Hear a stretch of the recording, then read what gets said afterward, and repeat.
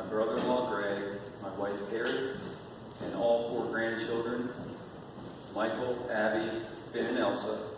I want to thank each person here for providing our family comfort and encouragement as we celebrate my dad's life. My dad joined the Navy after high school and spent his time there serving on an aircraft carrier. For someone who had never learned to swim, I would imagine that would be a little bit scary. He often shared stories of how the cadets were lined up on the edge of a swimming pool and pushed into the water and quickly forced to learn to swim. After his time in the Navy, my dad went on to earn an associate's degree at George Washington University and began his career at the Naval Research Lab, where he was an electronics technician working on the GPS components that went into defense satellites for the military. Through a mutual friend at NRL, he met my mom, who was also working in Washington as a long-distance telephone operator. They were married on June 29, 1963. In the early years of dating my mom, my dad had a love for British roadsters and owned an Austin Healey. He told stories about spending more time trying to repair it than actually driving it, but he loved taking drives with my mom with the top down.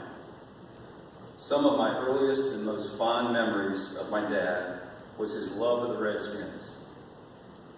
However, I think more than his love of the Redskins was having the entire family fixed around the TV on Sunday afternoons. At times, I think we took the games a little too seriously, as the Skins winning or losing sometimes determined the mood in our home, even days later, especially if we lost to the Cowboys. My dad was an avid tennis player, and as early as I can remember, he took me to the courts at Clinton Regional Park just to watch him play and fetch stray balls for him and his friends. When I was finally old enough to play, we'd often go out and hit balls together, and he would pass along tennis magazines to me that his friends had given him so that I could have better instruction than he could provide. I remember how proud he was when he could bring me to play against the same friends I saw him playing growing up, but as his doubles partner. To this day, tennis is my first love because of my dad. After battling a sore back for years, my dad eventually stopped playing tennis and developed a strong interest in cycling. He spent countless weekends for many years cycling the bike trails along the Potomac River. Dad took all of his kids with him many times on these rides, but I don't think any of us enjoyed the rides as much as him, as he always wanted to ride just a little bit further than us.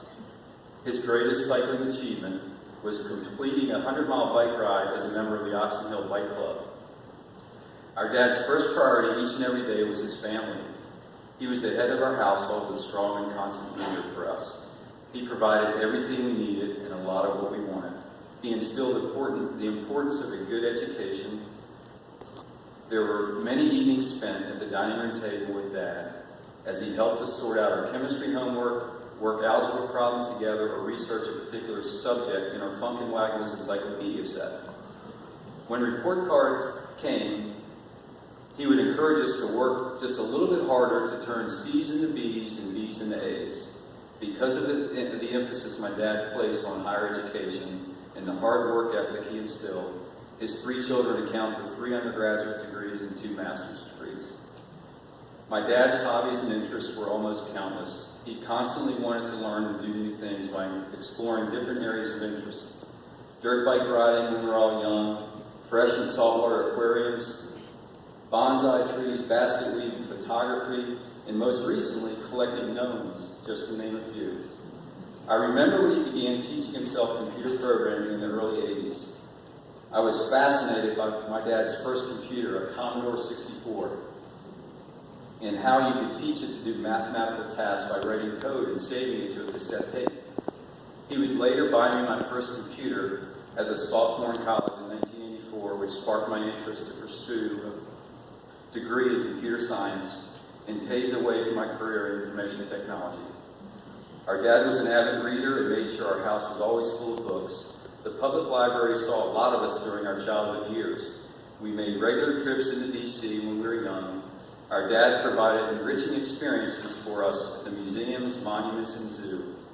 We actually made a family trip this week in honor of my dad to the zoo. Our dad allowed us to have all kinds of pets. His favorite was always cats, but we also had dogs, gerbils, guinea pigs, fish, an iguana, and even a pet skunk. Descented, of course.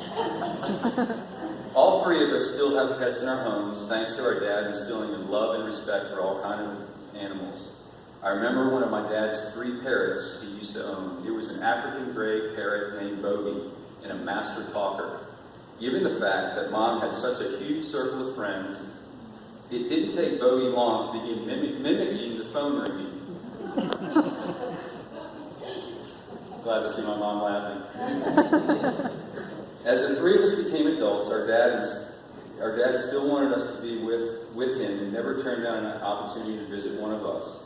Throughout his entire life, our dad wanted nothing more than to be with Mom and his 3 children. He definitely loved his grandchildren and often asked, "How are the little ones doing?" My dad recently was awarded the Lifetime Achievement Award from the National PTA for his volunteer service at J.P. Ryan and Appeal Elementary Schools between 2004 and 2012. The last 5 to 6 years have been heartbreaking for all of us as we watch the changes and decline of a loving, witty, intelligent, and independent father. It takes a village to care for anyone in my dad's condition, and we sincerely thank each and every one of you for your prayers and kind acts of service over the past few years. It really is greatly appreciated from the bottom of our hearts. I also thank the entire staff at Charles County Hospice House, and we have one of those staff members here today, for the loving care they provided my dad during his last 8 days.